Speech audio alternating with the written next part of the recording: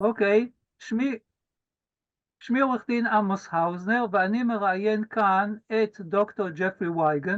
ג'פרי ווינגר הוא אחד הגיבורים של המלחמה בעישון. הוא הלך להיות מנהל, סגן נשיא של חברת סיגריות גדולה בארצות הברית, מפני שהוא האמין שניתן לייצר סיגריות פחות מסוכנות. זה לא הצליח, אבל בינתיים הוא חשף את הסודות הגדולים של תעשיית הסיגריות. Hello, Dr. Jeffrey Wigand. Can you hear Hello, me? good evening. How are you? Oh, fine, thank you. Anyway, please tell us, what is your background and how did you become involved in tobacco at all?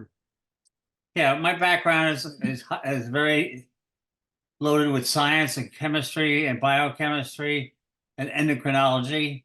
My background is after finishing my graduate work, I went to work for a German company because I was in Karolinska Institute studying, and from that company, Boehringer Mannheim, I spent the next 40 years in progressive roles in Fortune 10 companies such as Pfizer, Merck, Revlon, etc. And you have expertise in biochemistry, right?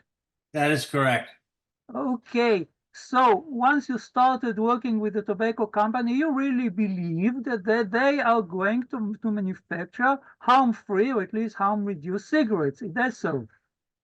Yeah, I was hired from Merck, where I was a group vice president, to use the talents and skills I had developed over the 40 years or so in these companies to apply to a product when use is intended, kills not only the user, but the innocent bystander.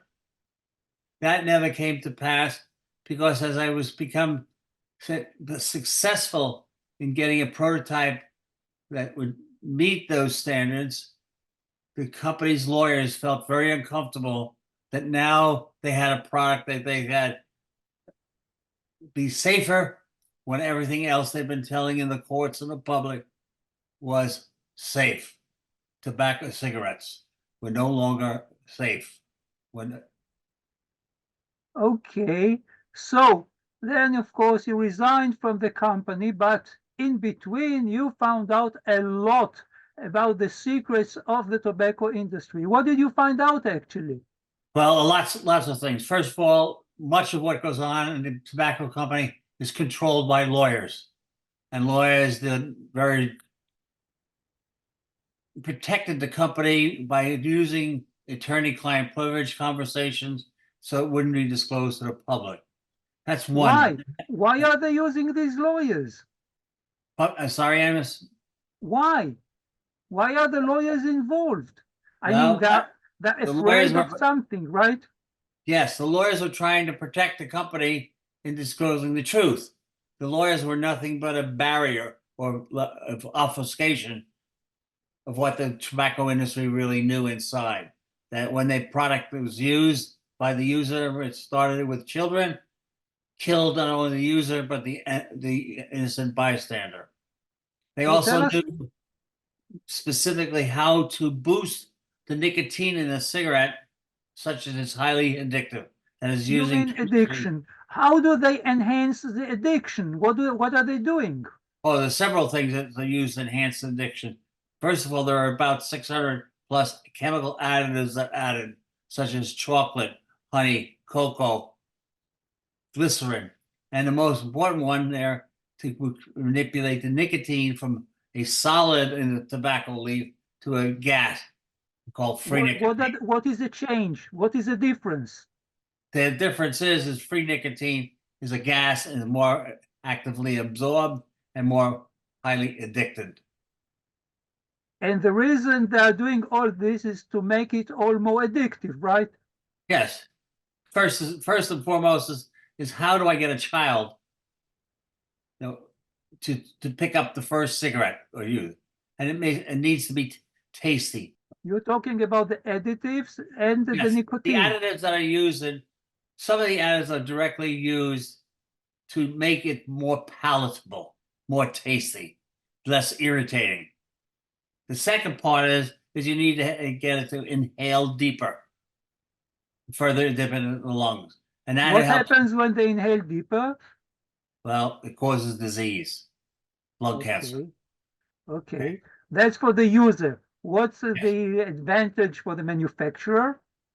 Well, the manufacturer then has a product that easily uses chemistry, sophisticated chemistry, to create an addiction rapidly. And you have to understand that the tobacco industry needs children every day. Why? Because of people who die and quit. And so, You mean they have to substitute those who die, right? yes, That's why they need the children. That is correct.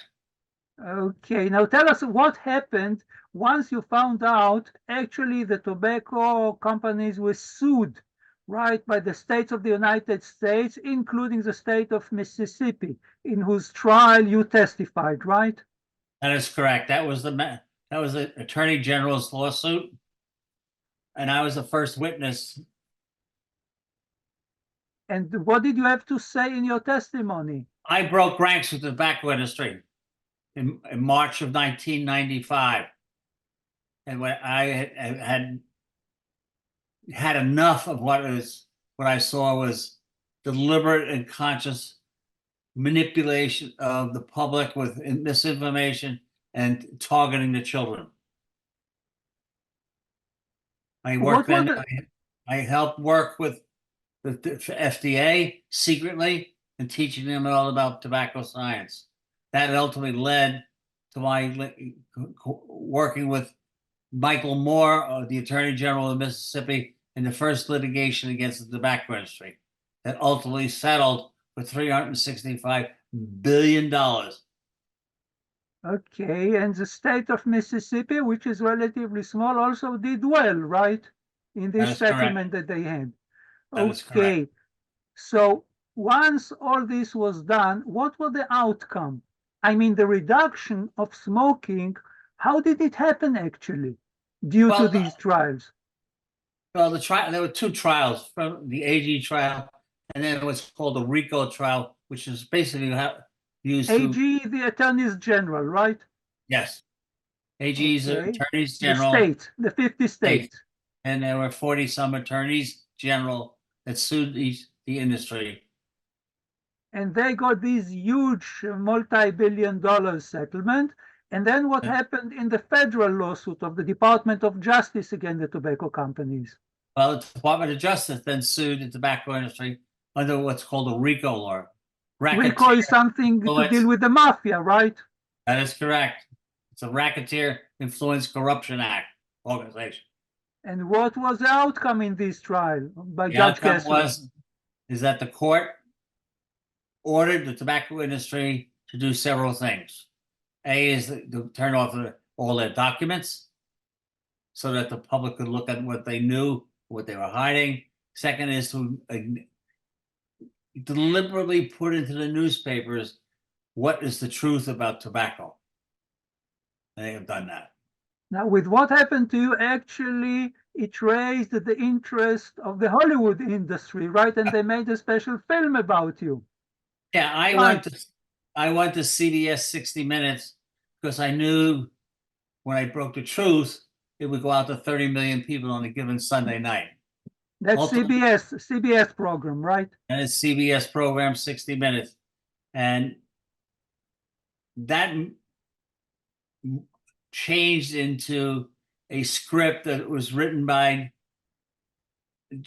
Vanity Fair author Marie Brenner, which became the basis of the movie called The Insider, which was based on your character, actually. That is based on my character. It's based on true facts. It's a docudrama, and my partner or my place was by Russell Crowe. Right. Yes.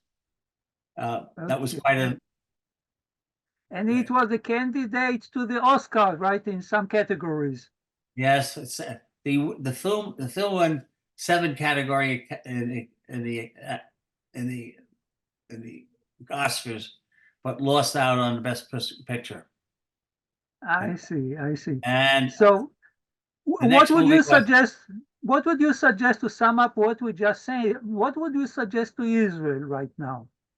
Well, Israel has a template. The template is what went on in the United States. And I think Israel is well positioned to sue the tobacco industry in Israel and get from them the funds that not only help the people that have been harmed, but also